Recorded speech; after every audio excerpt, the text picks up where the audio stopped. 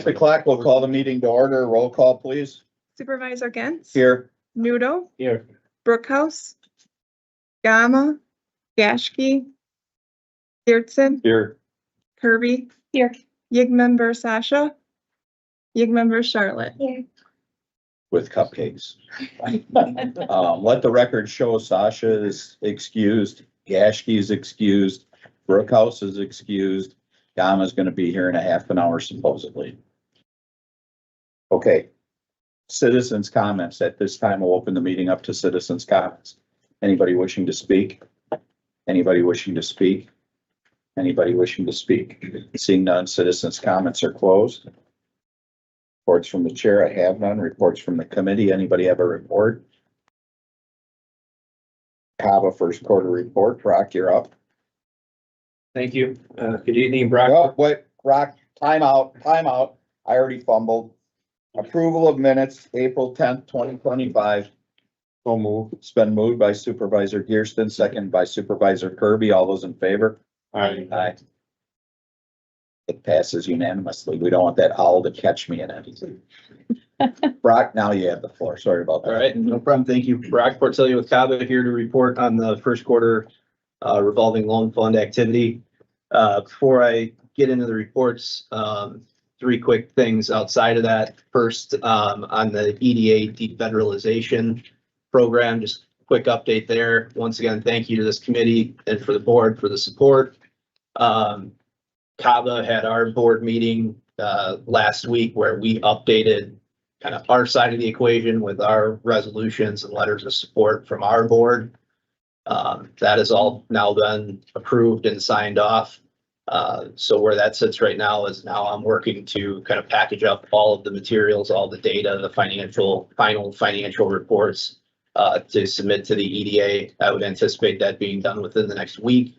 And then certainly I'll keep the county staff and this committee in the loop as to what the progress is. So when I get timelines or things from the EDA, I'll continue to keep everyone in the loop.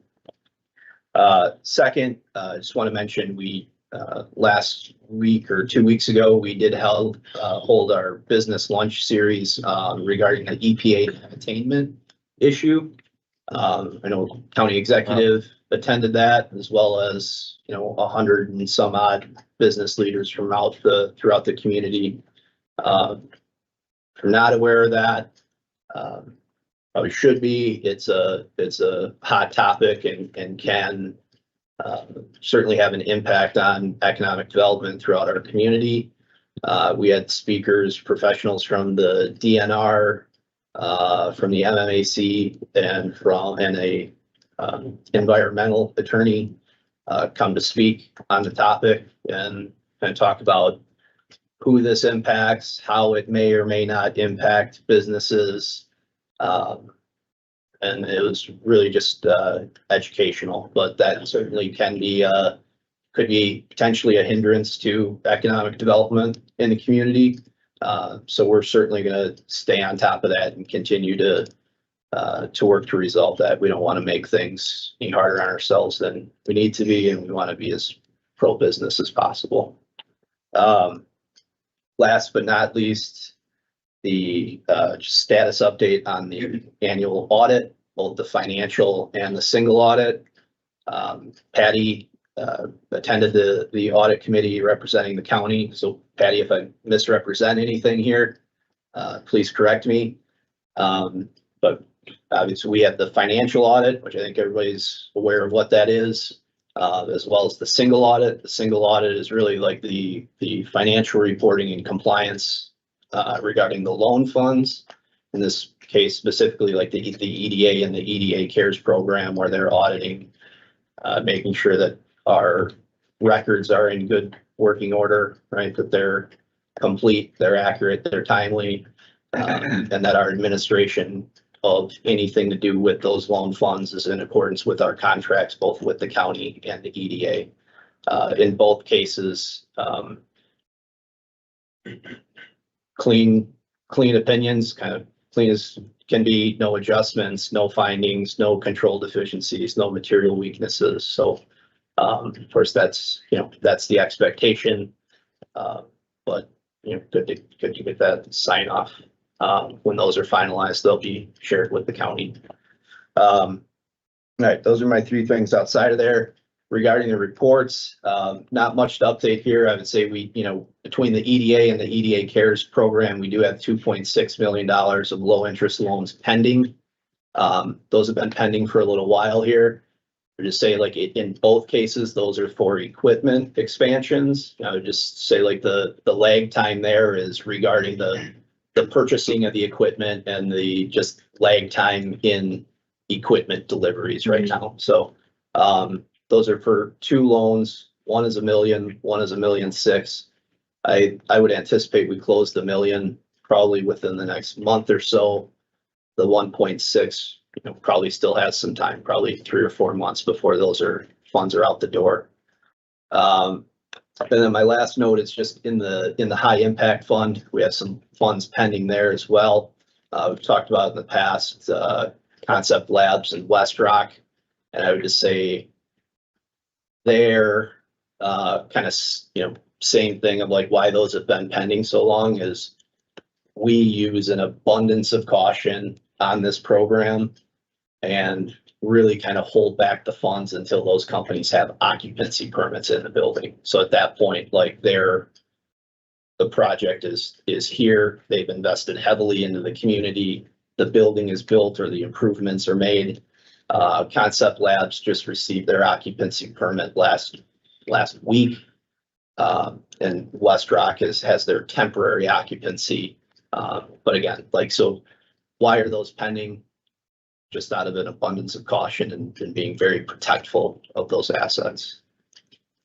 That's my report. Happy to answer any questions. Any questions from the committee? Supervisor Gerston, you have the floor. Through the chair to Brock, are we aware of any policy at the federal level? Because that non-attainment's all fed, right? I mean, I know the DNR encapsulates some of that, but I believe so, yes. Is there anything moving to make that a little more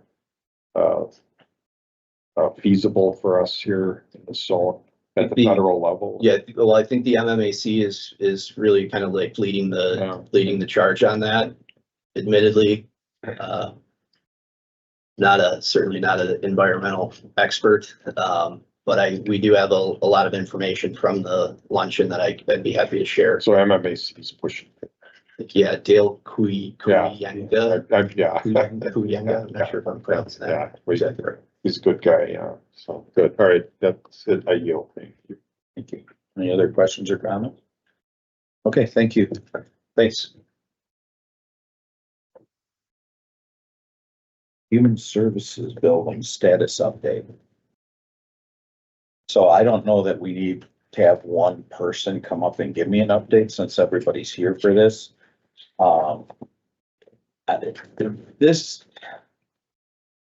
This whole project has really bothered me.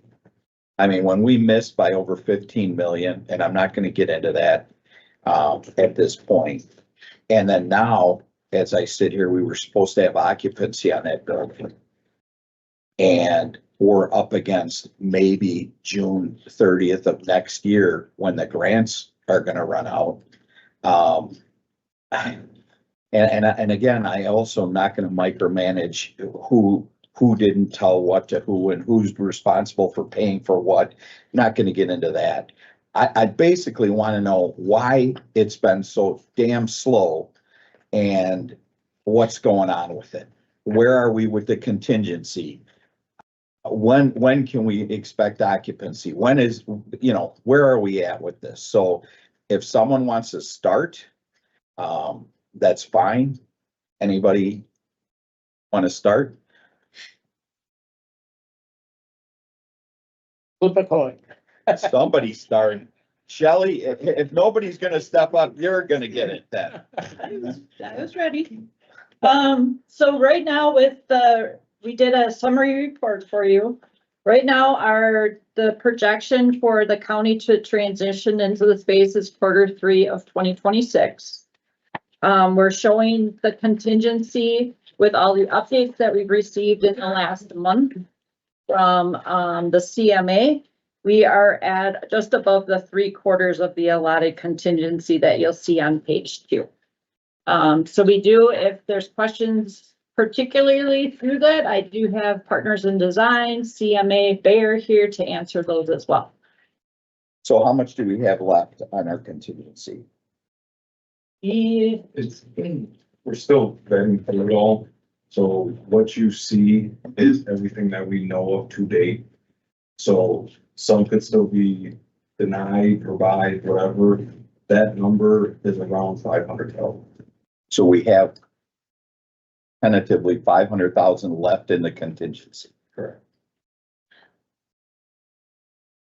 And I With don't, 300 and some odd thousand that earmark for the additional, additional, behavioral health build on, correct? No, the 500 would include. Yeah, so everything that we know that's on the table so far, roughly 500. and we still have 500,000 left after everything we know about it that's on the table. And you made a comment that kind of made me a little nervous too. We're gonna be transitioning in the third quarter. What does that mean? Well, we have to get occupancy by the city, so that does take some time, but we're able to move stuff in prior to that. So we're saying that it's gonna be basically to the county possession in that third quarter. Now, it's gonna take us time to transition everybody from the current building into the new building, so that's gonna take quite some time, but they'll be ready to be moved in. So are Is you what I'm assuming saying. we're gonna have occupancy by June 30th to save the grants or not? Q3 is when we're gonna get occupancy. According to the schedule today. Now, as far as the grant, I know Patty and Chris have had conversations with the NIF grant. I don't know if either of you want to comment on the conversation, but Yeah, so we started after we had I got out of the mud, I guess you should say. What? After we've kind of gotten out of the mud and we're progressing very well now in that interim of transition, we have reached out to the NIF just to get kind of a general understanding of how that date will play into what needs to happen. The end result was it's absolutely can't roll into 27, which nobody in this room dares try to roll into 27. But that it was somewhat leniency between that date.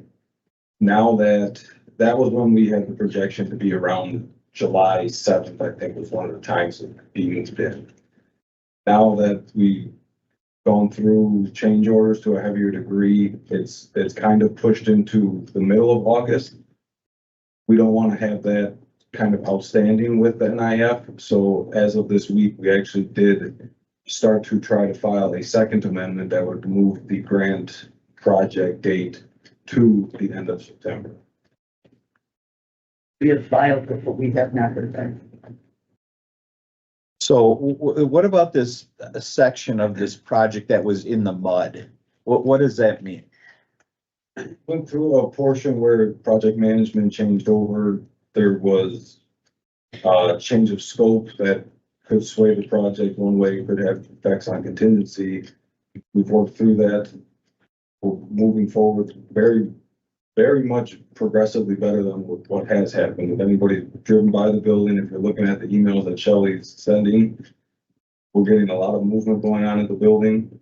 But prior to that, while we're here, there was some delays in how things were happening on either side, and here we are.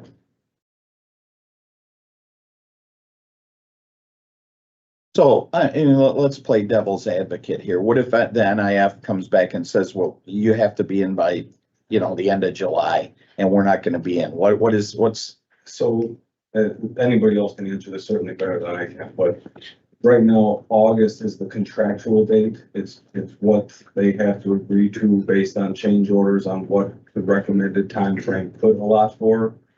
People who have been working on the project believe that time frame is earlier than August. So that's where we don't want to leave that up to chance with the grant and say, we hope that everything hits its marks. We're in and ready to go in June and July still. We'd rather have the relief of knowing with NIF yes, we can go to September 30th, or no, we can't. And that pushes it, do we have to accelerate this project even more than we're already trying to accelerate? I think maybe should have a little light on the grant too. We got a comparable grant for a project up in Milwaukee. So the ARPA dollars mandate that it has to be spent by the end of 26. So that's the drop dead date.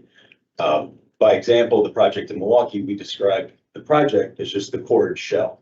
So there's flexibility in how they do that at the state level. But we defined it as core and shell, and that one we have to be done by August of 26. So I think, I went through the grant documents, Kenosha County grant documents, and looked at them as well. And one of the things that's a little loose about what does finish even mean? Does it mean occupancy permit? Does it mean, there's some flexibility in there. The drop dead date, as Chris had mentioned, it's got to be done by the year end. Now, I think it's very prudent to go back, make sure everybody's on the same page, push it out to September, just so there can be no concerns on that. I know the team's goal is to be able to wrap this up in June. Now, again, what does wrap up mean? Well, hopefully it's occupancy permits, and then you start that movement process. But I don't want to paraphrase too much, but I think that's accurate. That's on par with our experience of the same grant up in Milwaukee. The same grant? Same funding source. In our conversation with Amy from NIF, when we first asked, what exactly has to happen for this to be where it needs to be? Do we have to be in the building? She said, there's a little bit of flexibility with that. She said, but the project has to be complete. So the definition of complete is still kind of up in the air. And because I said, some people have thrown out the idea, if there's a person there, well, they're asking a laptop. Does that mean we're in the building? And she said, it just needs to be complete. So it wasn't just expending the funds. It was the project needs to be complete. But does that mean that we've moved in yet? Not necessarily. It just, the building's ready. Maybe when the building's ready, we have occupancy, but we have not moved yet. We've satisfied the terms. We'll get more clarification because I'm sure she's going to reach out when she looks this over and she wants a little bit more information. So who's the new project manager on this? Kevin. I've heard good things about you. Thank you. Not so much what happened before, but now. And I guess I'll ask just straight up to you. Do you see anything, I mean, that could cause us to have a problem with completing this? I don't see with the date we're talking. I mean, obviously, if a tornado comes through. Right now, that would sway me from saying, yeah, we're gonna push even further. I think right now, I'm comfortable with where we're at until the August date. I target, pull forward the June 30th date for occupancy. That's what I'm targeting for. Okay, just add one thing too. Like Chris mentioned, we were going for a period of being in the mud. Jonah Heflin, by the way, I'm on the operations side for CMA and Barrett. And we were at that time, we were working through a lot of these PCOs and submittals and RFIs, and then we got backlog. We were still working through a very tedious process of getting that concrete board in section with that vapor mitigation system. We had a smoke tested in some winter conditions. So we were still working through that. That was a very long 4 or 5 month project to get through. So it didn't necessarily affect the critical path of the project. There was still work happening. It's just a very tedious project to get through that concrete board, which we're almost done with that house. So, But that didn't stop anything else from progressing, so. we were still progressing on site, and like regardless, we had to get through that very long process to get the concrete board. While that was happening, we were working with Shelley, Chris, and partners in design, and Kevin, partner, he's been just living and breathing this thing, and it needed to be done. So there's just, it's a complicated, challenging project. There's a ton of moving parts. The amount of unforeseen conditions, and I'm trying to think you guys can probably talk about.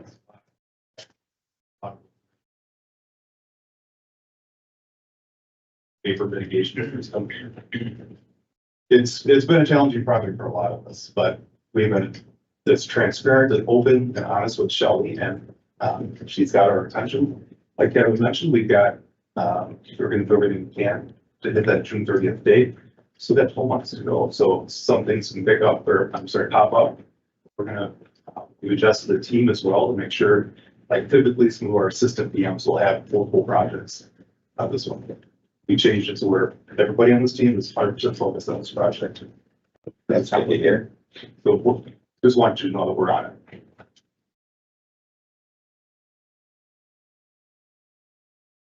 Yeah, this project just really bothers me from the beginning till now. I mean, it's just the way it was bid originally, all the things that have come up. It's just, so I don't want to keep rehashing this and having everybody come in, but I think we need on the record where we're at and where we're going. And so, you know, I appreciate everybody coming in and discussing this. But if there's any critical delays or any chance of losing these grants and, you know, any of that stuff, I don't want it buried in an email or something. You come and tell us.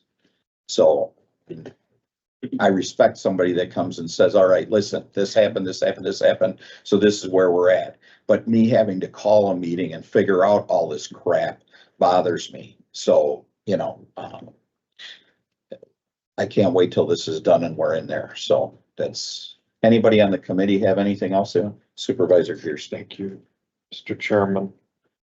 Through the chairman to Chris, on this chart, can we get the dollar amounts? So this says the contingency, can we, so we know there's 500,000, is there a way to put that in here? Yeah, we can have that. Right, good. That's all I had. Thank you. I yield. Anything else? Supervisor. I believe you said we have about $500,000 left in the contingency. Right. Is that gonna be enough? How much do we use up to now? Well, it's 3 million, so and we gotta use the word use lightly, right? Because it's still not fully approved. Things, some could be denied, there still could be more income, whatever. Everything that we know of right now comes out to about 2.5 million. That includes change orders, value engineering, different adjustments that have been made from the project. Whether $5,000 is enough, this is the guy to tell you that. I have no idea. Architects or project managers. I mean, can anybody has give us an idea based on what we spent so far? Where was the money spent? Was it something new that came up that we did not project to do it at the beginning? There were a few additions, vapor mitigation. We knew at the beginning it was a little bit more costly than what we originally projected. The breaking out the behavioral health after the fact with the changing of the divisions. So things like that accumulated the dollar amounts and data unforeseen things that would happen. Yeah, there were some big changes that happened after the bids were open, such as the city finally gave us our building permits. So in that part of the request, we had to do firewall design, which wasn't in the initial plan. That came out of an E-plan contingent on us getting the building permit. That was after bid. We found the roof deck when we took the roofing off the building. The roof deck was very, very delaminated, holes in it. We've taken that off. We've had issues with bond beams with the roof coming off. We had to do some bond beam work in there. I'm trying to think of some other ones. We've had, I know CMA did some lead abatement when they found the roof removal. They did some lead abatement because of some concerns there. So there were a lot of things that happened just as a continuing factor of after the bids were received. But that's all the things that we counted for and why we had a contingency, because we knew we were going to run into some problems. Yeah, and just to follow up on that too, a lot of those, not all of those costs have gone back and been paid out of the contingency. We participated in some of that on ownership side, on CMA side, so it's not, and I frankly am not sure if we would have had to by letter of the law, but we felt we've good relationships. We think it's the right thing to do. We didn't know that there was issues with the roof deck, so we were putting in hundreds of thousands of dollars and then not charging for extra things that we could have, just because to, you know, value the relationship and want to make sure everything moves forward. We don't tap the rest of that contingency. As mentioned, a lot of these items from the vapor mitigation, the firewall issue, you know, there's some big dollar amount items that popped up. Those are the kind of items that happen in the beginning, you know, when you deal with some unforeseen things. I also think it's important to keep in context, though, the overall cost per square foot. So, we're talking about, we've got 145,000 square feet here. Talking about $230 if we spend the rest of the contingency, about $230 a foot. The project the city is doing across the street is about $460 a foot, just for context. And it's brand new, it's gonna be great, but when that's all, they're just 63,000 square feet and 20,000 is common area being built out, 40,000 is being left in a, what they call a gray box. So there'll be more dollars for me to go in there, but taking it apples to apples, we're about half the cost of that. And half the cost comes with some, having to figure it out as we go, but I still think the value proposition when we started this is still pretty solid. So basically, everything that happened after was not really, it could be a surprise, let's say, to us here, this, committee, but it was not a surprise for the experts working on it.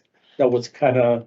Yeah, and some of it was a surprise and some of it was an election. For instance, the vapor mitigation decision was made by the county that they want to do that. And that's fine. And we think it's prudent. It wasn't necessarily necessary, but we don't think it was a bad decision at all. But I want to say that was $700,000-800,000 of the contingency was to deal with some of those things. So it wasn't as if they're, in the behavioral health section too, some allocation of that contingency to that as well. So, some of those were, I think, good decisions to be able to spend that. I don't like finishing a project with only 500,000, but we're going to do it. We're going to work our way through it and feel confident with everything that's bid out right now. And, we're not dealing with big tariff issues and things of that nature. So we feel good we can get there, we get through it. Why did the administration, I guess, whoever did it, to make those changes after we started with the building? Who did that? I know it's not from you guys, basically, but it's from the county. Who made those decisions and why?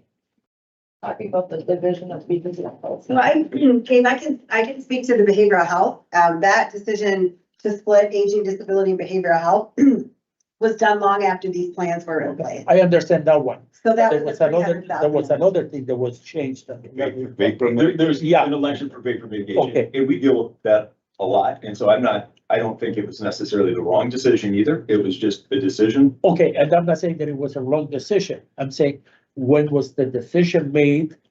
Who made the decision and why it was not made at the beginning, if it's something that we need. Vapor mitigation was at the beginning, in the presentation we gave, we did allocate some funds to it. We did not allocate enough funds to it, so therefore it's eaten into the contingency. Okay, so basically there was. Yeah, he mentioned 600. We had put roughly half of that as part of a budget out of a separate account of funds to get put towards that. And then things like roof decking was 600. We have behavioral health at another 300. We're already halfway to the contingency. We could add up some of those big ones. Okay, so basically it wasn't there, but the cost came out to be more than was a project. But I guess that answers a lot of my questions, and I want to say thanks to Shelley and Frank, because I talked to them before, and it can be, I had a lot more questions than this, but I talked to them. That is my list, now. With their answers, I appreciate what everybody's doing, and, everybody involved, basically, these are things, and I thought these were things that were not counted in before, like this. You mean like the furniture and the IT? Like the furniture and the IT, exactly, that's why I was, but I can understand that the price connect more than what was projected, that's. Okay, I like it, but that's understandable. Anybody else on the committee? My gem on Sheridan Road looks even better now. Huh? All right, go ahead. I did, want to say the last time there was an update to this committee was June of last year. And I went back and listened to that meeting. The update was about 15 minutes long. But we kept saying we were supposed to be in the building by now, and I was trying to figure out when that was from. But at that update, You asked when when the project would be done, and Frank said Q1 of 2026. So even by then, we weren't gonna be in the building by now. That may be what the tape says, but my ears are. So, you know, yeah, I mean, you could do I'll do whatever you want, but in my brain, I heard 2020. Well, come on now. You were in the right track, but when you say your brain, Hey, Gabe, settle down. All right, anybody else? Thank you guys for coming. We appreciate it. Let's finish it and get it done. Absolutely, excellent. All right, thank you.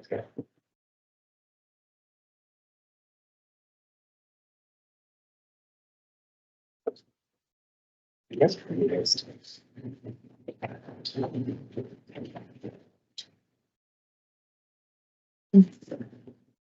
Still not happy. Still not happy. All right, update on Kemper. Let's go around two. All right. Yeah. So we got most of my anger out of the way in the first one, but I also- outcomes, I hope you saved some for me. I did. I did. So. You will recall that we had a meeting last budget time. We had a couple of them. Supervisor Kirby was in on it and some other people, Supervisor, Belsky. And I made it quite clear that I wanted the chapel done this year. Right. And I also made it quite clear, we went over the studies that were gonna be done, and I assumed that stuff would be moved forward. And I really am disappointed that it's not. So why don't we start there? Well, I can dive into where we're at with those projects and why we are at those places right now. So starting with the chapel, so the big update, and I don't know if everybody has the form, but I put all of the Kemper Center updates in one nice place for you. So the chapel repairs, initially when we were talking with Insight, was helping us with both the specs for the chapel repairs and the study. We were going to be doing one at both at different times. Now we're going to be doing them both at the same time. So they are going to expedite the process for us because of that conversation. So the specs, they're planning a spec delivery to us by September so that we can bid it out by October and the work can begin at the end of this year. So that's the current plan as far as the chapel repairs. And after talking with Supervisor Belsky, that feels more advantageous for them because if we were to start doing chapel repairs now, it would not be available to rent. If we do it in the winter time when we're traditionally not doing a lot of wedding rentals, they'll be able to maximize on it for this summer and it will be ready for them by next summer. So that is as far as the chapel goes. I just wanted to do a slight update as well. So Parks' involvement with Kemper is still ongoing. We're still getting more and more involved every single day. It's not something that was typically done in the past. So our team has been going out there as often as they can. And we have, and I've talked about it here, but for anybody who hasn't heard it, we're working directly with Kemper Center Inc. to report any issues that they find. So we're using a Google form where they can fill out any issues they come across, big or small. I told them, sky's the limit, put it in there. If Parks can handle it, I go in there myself and I designate, this is a Parks job. We have the budget, we have the time, we have the personnel, the equipment, we'll just do it. And then if it's not, that gets put into a category for future projects. So it might get lumped in with the chapel repairs, or it might become part of a bigger project somewhere down the line. I just put a list of some of the more recent completed repairs on here, but we are still working on a myriad of other things that are small. Things like windows that are on here. We've redone some of the porch that's over there. This upcoming fall, we're looking at the lighting out front. So small things that you wouldn't see in a big budget meeting like we're talking about here. So the study that you referenced at the top. There's a couple of them. Right, there's two. So we're now calling it the facility condition assessment because there's been a lot of names floating around. And best way I can explain it is there were two. We're putting them into one, really just to simplify the whole process. So we're calling it a facility condition assessment. And that's being done with Insight because they have a lot of not only background on the Kemper Center, but also background using or working with SHPO, which is the State Preservation Historic Office. Because it is a nationally registered historic building, it's recognized by the National Park Service as such. There are certain things that we can't just go in there and swing a hammer and start fixing things. So if we want to replace something, we have to go through them if we have any indication or reason to believe that it is original. So if it's original, we have to make sure that we are either going by their guidelines to restore it rather than replace it, or if we are replacing it, doing it to a standard that they see fit, meaning that it looks original and you can't tell the difference. So we're Are working there with, things in the chapel that need to be replaced? there will be some things in the chapel that we think need to be refurbished. Yeah, Like but not church pews. replaced. So none of it should be under that. There would be some that would fall under it. So things like church pews, for example, we don't know if they're original. So we have to get that checked out first. Yeah, but we're not replacing them. We're maintaining them. So if we want to do any work to it, we have to make sure that we're following their guidelines for how to do that. Do we using the right lacquer or sealing on it when we're done? How much of it can be restored? So the church pews might not be the greatest example, but light fixtures are one of those things. If we want to update it for LED lighting, can we do that? SHPO has to tell us. Who decided to use Insight? I believe Frank made that connection. And how much are we paying them? So for the facility condition assessment, the budget on that one is 100,000, but that's both of those studies. So going back to what I was sort of walking us through, the facility condition assessment is what Supervisor Grady was referring to as the bone study. So that's the study of the foundation at Kemper Center. And it is also the square footage analysis that Supervisor Belsky was interested in having. So that's why you see that price tag being higher. It's because it's both of those studies put together.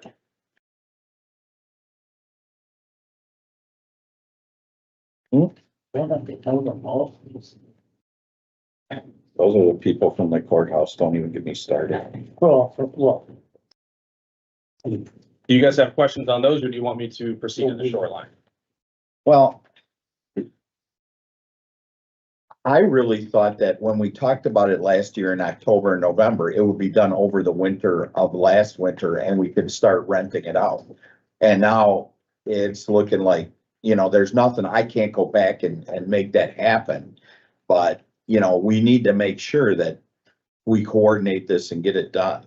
I don't want this pushed off. No, so the reason if we're still talking about the chapel repairs, to go back to why that one is taking more time, is this is a project that has a price tag of either 200 or 250,000, based on what we had in terms of a quote or an estimate. We had Camosi Construction come out. Laura Belsky herself walked through everything that she would want to see changed in the chapel.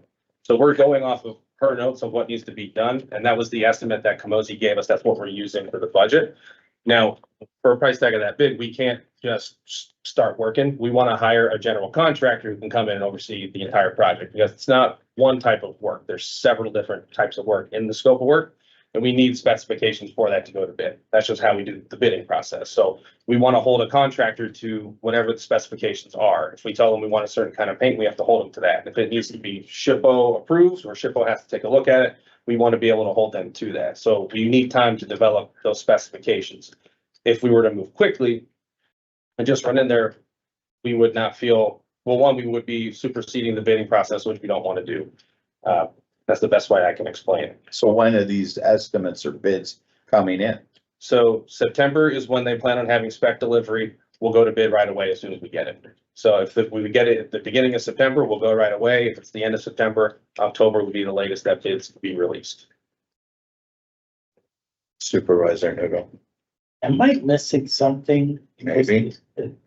Right now, my understanding is that one county board supervisor is pretty much trying to dictate, or that might not be the right word by saying dictate, to say what should be done, what she wants done, when should be done, how it should be done. I mean, am I understanding that correctly? And I believe Shelley in there and Just so I can interject, no, that is not the case. So I'm gonna take a step back for Wyatt. So with the project being 250,000, that requires a public works bid by state statute.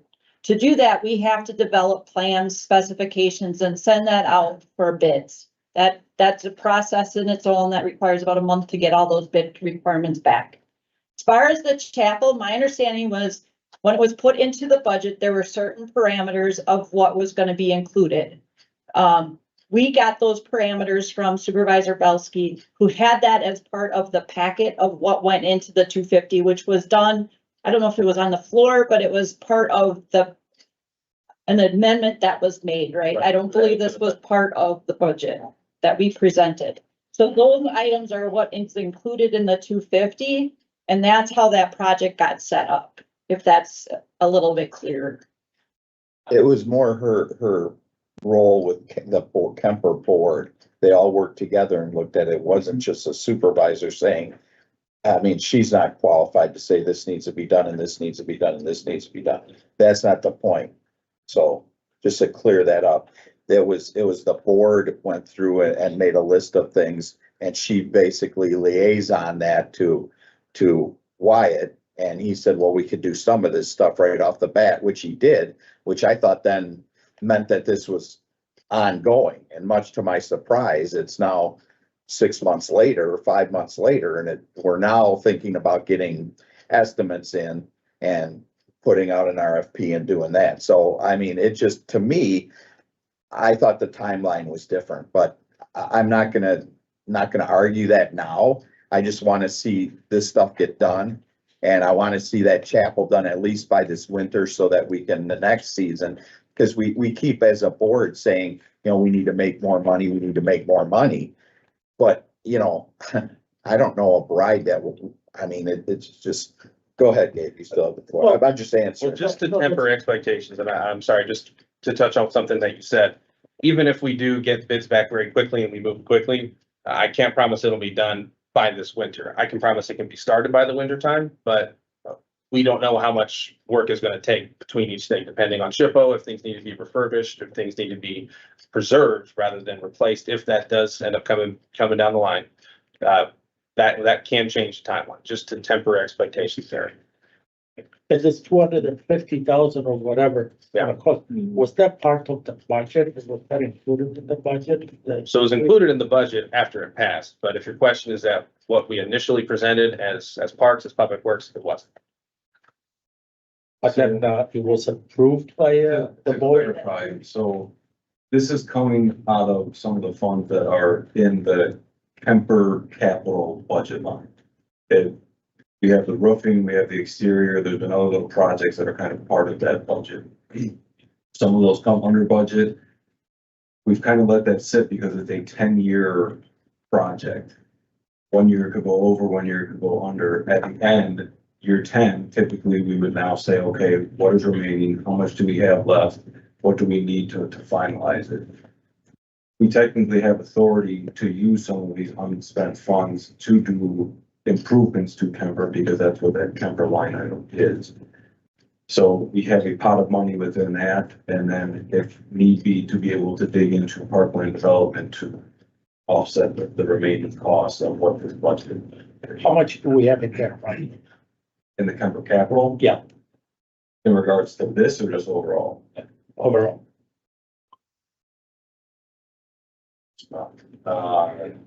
It's okay. You don't remember this, I want to say we put in this year. 5-ish, some was offset with parkland. You move on to the next section. I'll be 500-ish or 5,000-ish or 500. 500. Okay, all right. Is that a set amount that we put in every year or that changes on a yearly basis? So it's based off a lot of what Frank is doing with the exterior and the roofing. It changes every year. Certain sections are more expensive than the next section. Frank can go into full detail of all that, but it's a yearly look at what we need for the future year. And then based off what we see, if we already know one of the phases is coming in under, we'll make that adjustment as we know it, but it's adjusted annually. It's not just a set 250 every year and let it build.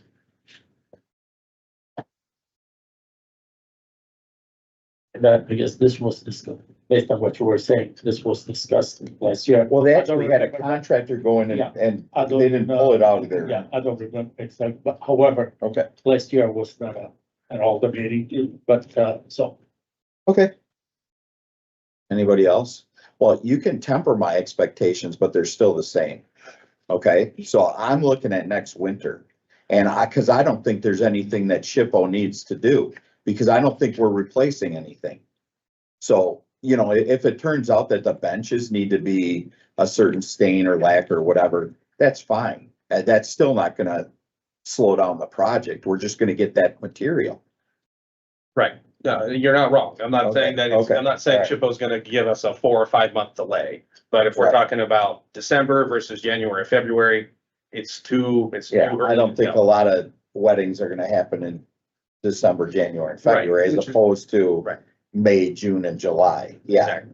that's That's why fine. on here I put for our repair completion no later than April is what we're shooting for. That's what we're planning for internally.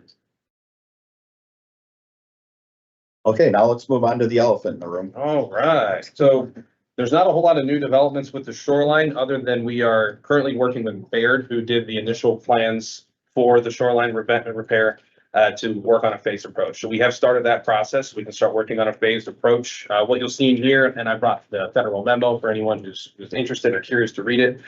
We were going after a grant from FEMA, that would pay for the entire shoreline cost, which is roughly 34 million, at least it's estimated now.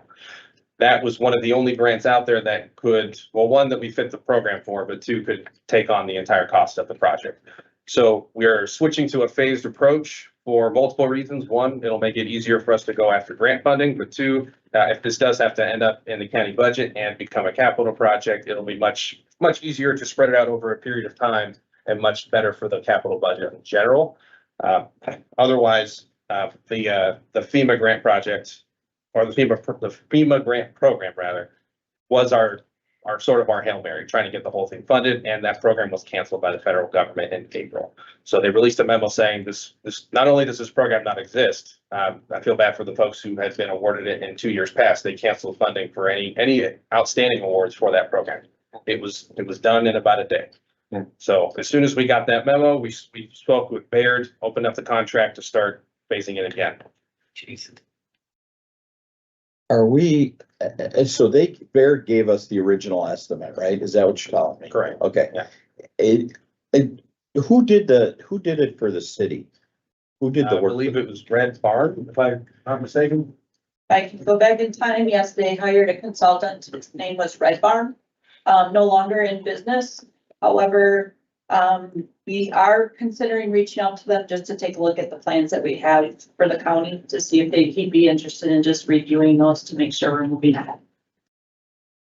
Yeah, I don't know how many, we talk about RFPs and getting bids and stuff.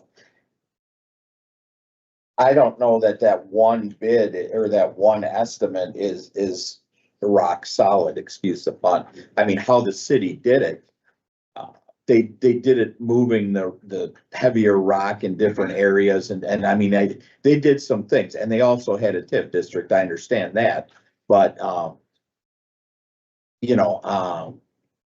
I just want to make sure that we're not just hooking onto this large number and then, not looking at anything else. I also happen to think that as you put something out over time and do it in sections, we probably have to do it that way, but that's going to cost us a hell of a lot more money. So if you were to take all those phases and add them together, there will be more in terms of mobilization and demobilization. So getting everything there, tearing the work site down, setting it back up again and so on. So. And that is a the component. cost of material as it goes on. Right, it will change. And Yeah. one thing that you'll run into, just small little things, is sometimes on phase one, you had a certain type of material that you used a ton of. Get to phase three, they don't make it anymore. Now we have to look at something else that's comparable and it costs more. You have to get it over, so however that ends up working out. But I can speak to Baird a little bit. I wasn't here at the county when those plans were made. That was done under the previous parks director. So how he came to them as a contractor, how they got involved, I can't speak to that. But I have read these plans extensively, and there are reasons as to why this shoreline design is different and costs more than one over at the city. It has a lot to do with that concrete seat wall that is as part of the plan, because there's less, with the current city shoreline, you can have smaller rocks a little bit further out, break up the waves as it gets closer. Was that the hail? All right. Holy. It's not night. No. There goes my car. Prime example, how you gotta restore the shore. They have to speak up a little bit more. Man, the first noise I heard, I'm like, those are some giant rats. Yeah, look at those. What kind of new car? I usually have bouncing off and looking over the courthouse. Lights. All right, Al, you getting this? Someone make a noise over there, it'll turn it. There's golf ball sign? Yeah. Oh, that's some damn, probably freaking out. What's going on with it? Well, that was my concern. I sell furniture. I don't build shorelines. So I don't know if we looked at, multiple estimates Yeah. or what we're, So we only have the one cost estimate from Bayard. And again, this is just through my meetings that I've had with Bayard since taking the position, because these plans were made in 2021. That's why the number is high now. We did reach out to them to adjust for inflation. But I can tell you that after reading through the plans, they were incredibly thorough with how they came to that number. And the concrete seat wall seems to be the biggest reason for it. Is, long story short, there's a much shorter runway where we have to break up those waves, and you need something stronger than what's currently out of the city. Now, Red Barn might have a different opinion. We're open to a different. But this is what we're currently working with. okay, well, at what point do you think you're gonna have some type of plan for this? Well, we started talking to Bayard as soon as we found out about that memo. So they're working on phasing it. How long it'll take them to do it, I'm not sure. However, they have already completed the plans. So taking their entire scope of work and shrinking it, I can't imagine it would take them very long. I know it's not a very scientific answer, but I don't think it's going to get stretched out. Okay. Any other questions, comments from the Well, committee? I'm at this, also, looking at grant, like, if we needed to do it, I think it should be done all at once and not basis, because that's. Well, I'll ask you a question if I can. If we were to go after a capital project of that number, is that something that's doable? Because in terms of managing the project, it is about the price tag more than anything else. So I don't have a problem doing the project all at once, but we're trying to make it. Oh, no, I understand, I'm Yeah. just saying it, I mean, it is gotta be done. Yeah, we can't answer for the whole board of what they would want to Do do, it, but, I just know that the longer you spread somehow, I just look at the HVAC on that. Yeah. I mean, back when I wanted to do it all at once, we would have saved a couple $1 million. So, And I know for Yeah, sure, that's- we would save money doing it all at once, but do we want to take on a $34 million capital project? I don't have the answer to that question. well, we need to get that shoreline done. So I'm looking forward to hearing what you come up with. All right, So bring it to us when you get it. sounds good. Anything else from the committee? All right, thank you. Moving on.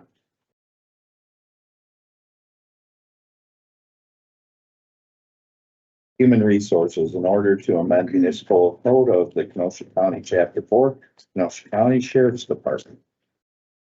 Good evening. I'm Ashley Letterman, the Assistant Director of Human Resources. I'm here this evening on behalf of Director Kappa, the Civil Service Commission, and the Sheriff's Office, here to present the proposed changes to the Civil Service Ordinance. Before you this evening are 3 proposed changes. I'll first start off with the document. There are name change references throughout the document from capital D Department to Office. These changes reflect the sheriff's ongoing efforts to rebrand the office through attrition, so to speak. You'll notice that there are a few references highlighted in yellow where the lowercase d department will remain. This is just because changing department to office would not make sense in that form. The second change you'll notice is found on the bottom of page 4-13. We're updating outdated references to policies. So the first one you'll see is uniform work rules being now referred to as code of conduct, and work rules now being referred to as policies. The third change you'll see in here are in regards to eligibility changes. So found in the middle of page 4-3, so kind of going backwards. The first change for eligibility is the credit requirements. Oh, sorry. Nothing. Oh. The credit requirements. We are looking to reduce the number of credits from 60 to 40 for non-certified applicants. All non-certified applicants attend the academy or the law enforcement academy, and they receive 20 credits for passing that academy. So that allows these employees to meet the law enforcement standards board requirement of 60 credits within 5 years of hire.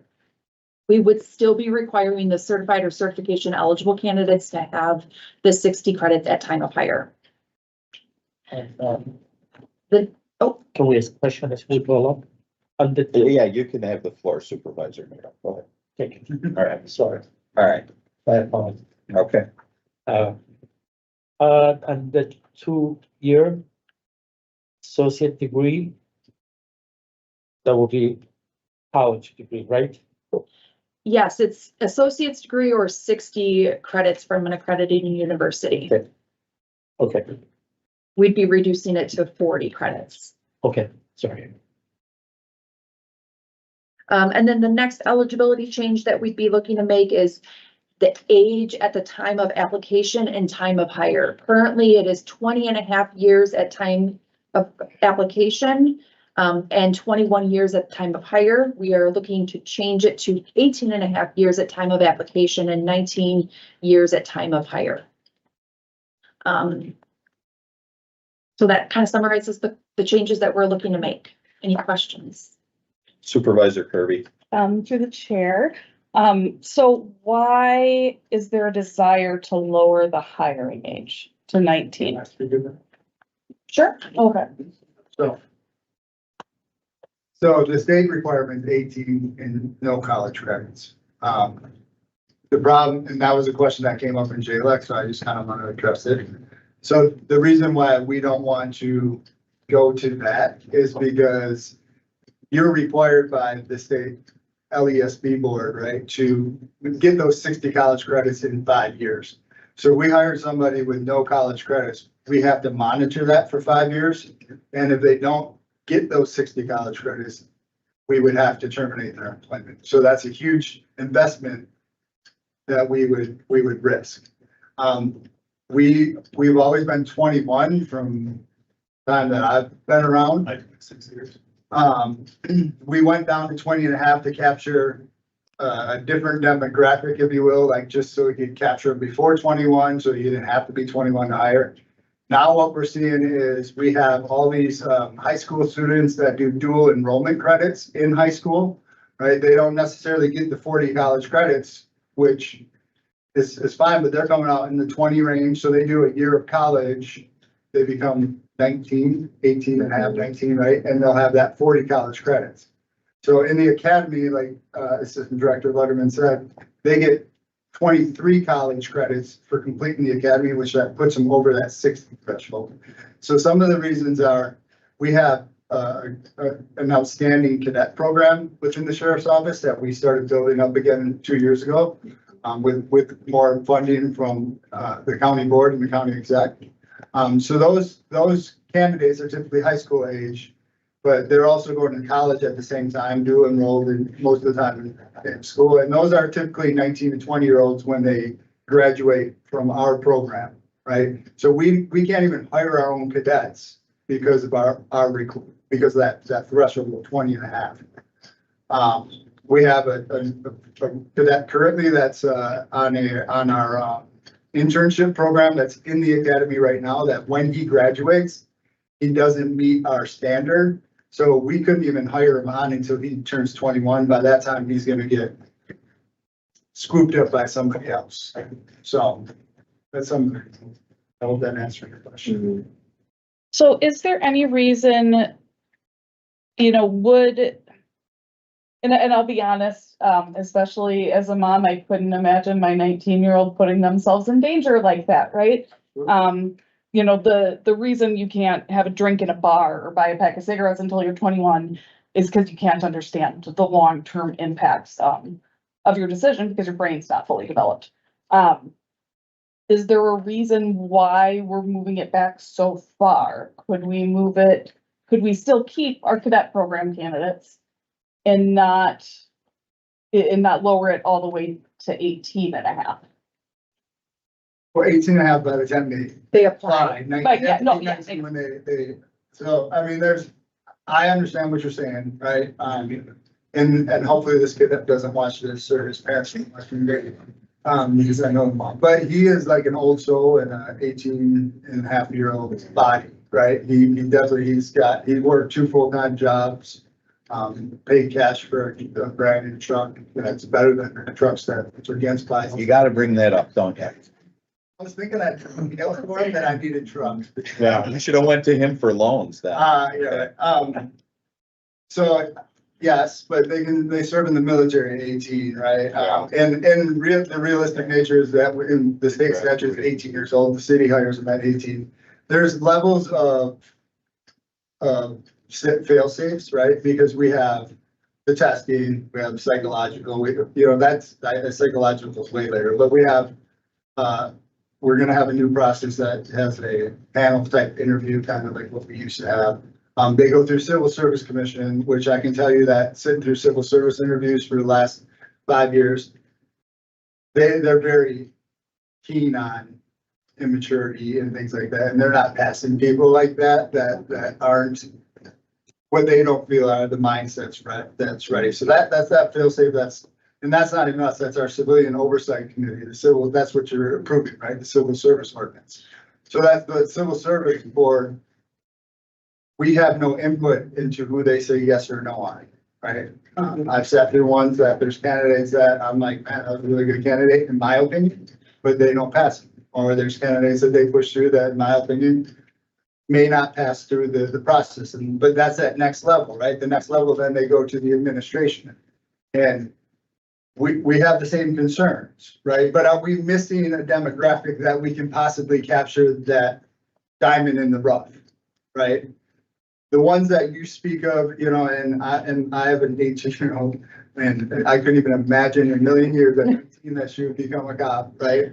Nor would I want her to be. And I have a 16-year-old that I think the same thing of, but they're unique, right? All of us are unique, and all the humans, as they grow up are just molded a little bit different. And we just want to be able to capture those that kind of have that factor that we're looking for. I had something. I had the same discussion. We started talking about this. Came about when we lost one of our own candidates, right? To another agency. And someone that we knew very well for years and had been watched by our supervisors through their academy, their cadet program. So that's where the conversation came from, like, what can we do? And of course, we had a long conversation with HR about this. And I was really like young, but the reality is that we're not out looking to hire a bunch of very young people. This is, and I don't want to see diamond in the rough. This would be the diamond that shows up every diamond. This is someone who has distinguished themselves in many ways, or we would consider hiring. So just, let's say we move this back, they're hired at 19. When are they out working? Like, when are they out amongst the public, doing regular police work? It's probably 20. I mean, 20, yeah. I mean, it takes roughly a year that they would be on their own, Okay. right? Trains. Yeah. And the person that Sheriff Zerner speaks of he was our cadet. They got hired by KBD because we couldn't hire him. And he's now a sergeant with them. So again, They're competing with the city. we are, and there's big teams, and they do hire younger than us, which that's not really the reason why. I think it's more, honestly, it's more to capture our cadets, that we invest time and effort and money. A lot of training goes into that program. They go to state competitions. They learn how to be cops before they have to learn how to be cops. The supervisors that run that program, they mentor these young, some of them are kids really young when they start. And they've got so much time, and they go to the state competition, they train them up and they prepare for it. These kids do investigations in front of judges, and by the time it comes time for a job, to lose them, that's bad for these supervisors and really for us. They get frustrated. But it's not the norm. It's gonna be, it would be very thin. So are we, is basically the purpose of this was we would be hiring through that cadet training program. Oh, not specifically, they certify. because we have, obviously that civil service commission ordinance, right? That has a set way. There is no special path for them. They still have to apply into the general pool and. Well, yeah, I was just Yeah. thinking, would we be hiring a 19-year-old that comes from outside of that? Yeah, cause I think, we're talking about, okay, these kids are mature, they know what they're doing. Yeah. They're very well trained, cause even when I think about the military, I think the reason the military takes them at 18 is because if they were 21, they wouldn't do it. Yeah. They got, maybe they would, So they I actually don't. take them at 17. So I Yeah. joined at 17, and if I would only had a 2-year contract, I would have got out at 19 and I would have not been eligible to be a cop, right? Even though you'd be. Well, I would have in some cases, but not for the sheriff's office, right? Mhm. So again, this isn't like our main recruitment tool, right? We actually have this new process that we started this year. We have a list of 47 candidates, which is the biggest list we've ever had. Mhm. The changes are we're just doing little increments at a time. And then once we change it, we see something else that may be an option for us. And we're just trying to hone in this new era of recruitment and hiring in our profession. So. And are there, what are other counties doing? Are we an outlier? We're definitely an outlier. Oh, Yeah, we're definitely an outlier. But again, I don't want, and again, I don't want to go down to the 0 college credit thing just because it's such a burden, right? We've made waivers for 2 candidates in my career, and they've both been successful, but they've also were at that mature level, right? So. okay, I think that's all I have. Thank you. Supervisor Gearston. Thank you, Mr. Chairman. The report that I heard from the chief deputy and the sheriff is solid. And I would like to support this as presented, and therefore I make a motion to approve the ordinance. It's been moved by Supervisor Gearston. Seconded by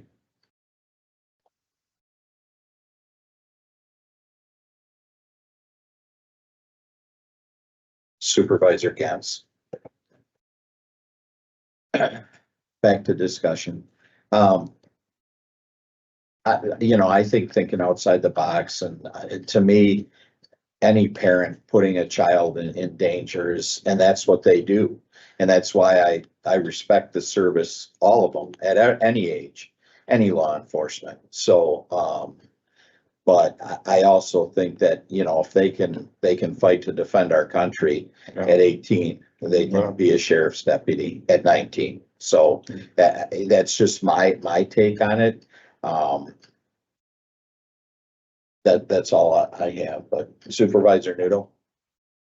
Well, I understand what the sheriff and, Justin said. Probably, I agree with them. However, I cannot support it because if someone is good enough to go to war at 18 years old, it should be good enough to be a sheriff deputy or policeman at 18. I'm not saying that that's right, but they can go to war. They can definitely. Also, I think you're gonna be 21 to purchase liquor here. And cigarettes. So the other thing is, yes, if we go from 21 to 19, will be better or closer to what I said before. However, well, they cannot, at 19 years old, they cannot buy a drink. And now they're gonna be, so it should be all the same. It should be 18 or just make it to 21 and everything. All 3 of them should be the same, but just because 2 of them are different, which I personally disagree with it, I'm not gonna make this changes, even though it's probably better than what we have now. You're okay with moving it to 18? I would be okay to move it to It's 18. what, then this is 18 and a half, Well, no, it's 19. 19. Higher. So you'd go to 18? I will go to 18 because I feel that since they can go to war at 18, they should be able to be a law enforcement person. Now, they go through a lot of details, like a better words, before they're hired. So they don't have to be hired if they don't, if they're not if you. Oh, hold on. Okay. Oh, no, go ahead. So, again, the state statute says 18, right? And the only reason, we've always held ourselves to the higher standard than the state statute. However, the reason behind the 19 is strictly the college credits, right? If they, at 18, even a duly enrolled student is not going to come in with 40 college credits out of high school. I mean, it's gonna be an extreme outlier, right? For someone to get 40 college credits while they're in high school. So that is that 19 age part, to get hired, that's why we went to 19, because that's the only way they can really attain mathematically those 40 credits. Anything else? Yeah, I see why you're doing this, and I don't think it's to do a reach around the system. I think it's to be more competitive with what's out there. And you're still at that age I don't think someone has all of a sudden their brain starts to grow and they get smarter in a half a year or a year. I mean, to me, I just think this is being competitive with what's out there. And I think they're not trying to go down to the bare minimum. Matter of fact, he was shaking his head when we mentioned 18. So the sheriff's department is not trying to go down as low as they can to capture everybody. They're trying to coordinate this with the credit system. And I think that, I sit at this table and hound them mercilessly about overtime and other things. And I think this is a good way to, not that, like the sheriff said, you're not going to go hire 50 people out of this age bracket, but it gives you, the chance not to lose that sergeant on the Kenosha Police Department. And I just think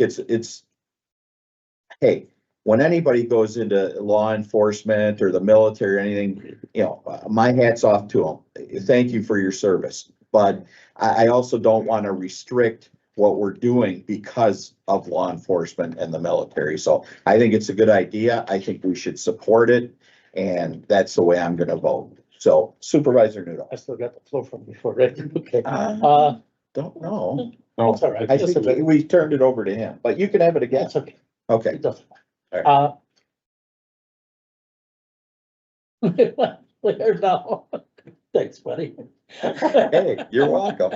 Okay, well, going back to what I said before, what about again, if you go to 18 with, for instead of the 19, you use the 18. You also have in there that they gotta have 40 credits in there. So if they don't have the 40 credits, they cannot be higher than 18. But I do believe we have some kids that are way ahead in high school, and they, by 18, a few of them might have the 40 credits, so which they would be available. Otherwise, it's immaterial. If they're 18 and they don't have the 40 credits, they're not qualified to be hired. So they gotta wait till they're 18 and a half or 19. So, and with that, I'll make an amendment to lower the age to hiring age to 18 and application date or whatever to 18 also, the one that was for 18 and a half and 19, to make both of them for 18. There's an amendment on the floor to move the application at higher age to 18. Is there a second for that amendment?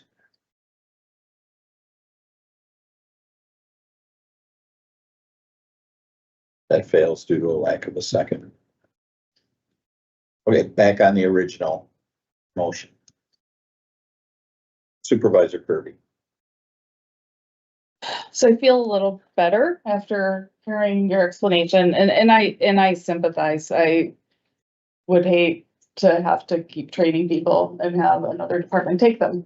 I really, really worry though, about lowering the age that much.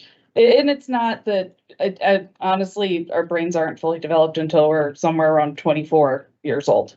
And that's just an arbitrary number. Cause I'm still growing. You never know. Except for Continue. Supervisor Pitts. So, And I could see being okay with it if these were candidates coming up through our cadet program. You know, where we have really vetted them. We know they've been trained really well. I'm not okay with lowering the age in general, just across the board. And I get that they still need that 40 credit hours. I get that. I have concerns about putting that kind of responsibility on a 19-year-old kid. You know, in essence, and I get they can go to war. I don't like that either. I don't like that they can go to war at 18. You know, I wish it was an older age so they could really understand what they're signing up for. And I commend anybody who does so. I don't think military service is a bad thing. I really worry about putting somebody who is that age.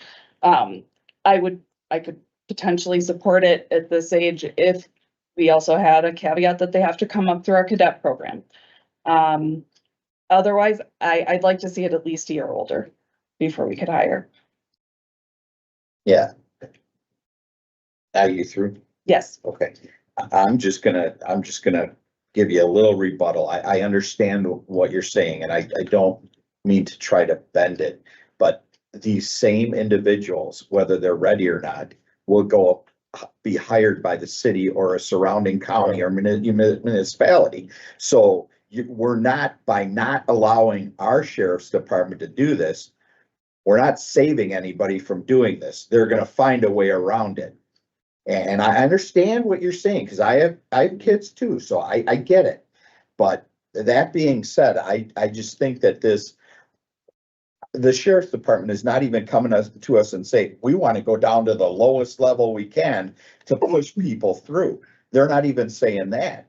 And if I heard correctly, there's with the civil service interview and the academy and other things, there's a lot of preparation going into these cadets and these youngsters. So, I mean, again, I'm not trying to convince you. I understand what you're saying, but I hate to have this fail because I just think I think it's a good thing. Go ahead.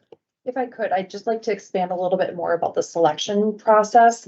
So our deputy candidates, if they pass our written exam or our exam, which has a cognitive aspect to it in terms of a scoring, they then could advance through 3 different interviews where we are assessing maturity, life experience, work experience.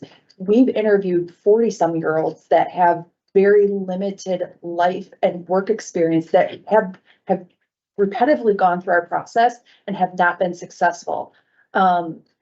And it's because of those stopgaps that we have in place, because our interview panels that we have, whether it's the commission or whether it's the sheriff and his command staff or other members of the department and HR, they're being vetted through those different panels. And then last, but certainly not least, is the psychological assessment. They're certainly looking at the maturity aspects from a psychological and cognitive perspective as well. So those are other steps to the process that, if that offers any context for your information. That helps. Thank you. Supervisor Noodle. Probably was said before, but I missed it. What's the age for the city police department? It's 18, right? Okay. Thank you. Any other committee members? Okay, with that, we'll take a roll call on this. Go ahead, call roll. Supervisor Gentz, Aye. Supervisor Nuno, No. Supervisor Geertsen, Aye. Supervisor Gala, No. Supervisor Kirby. Oh, it's all I'm gonna have to say no. I understand, but I would like to maybe see a step in between.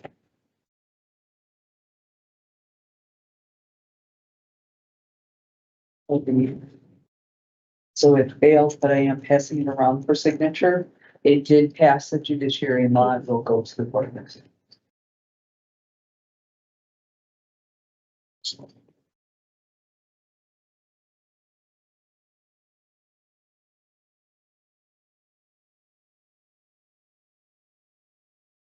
Hey, audit of bills, did we all sign the audit of the bills?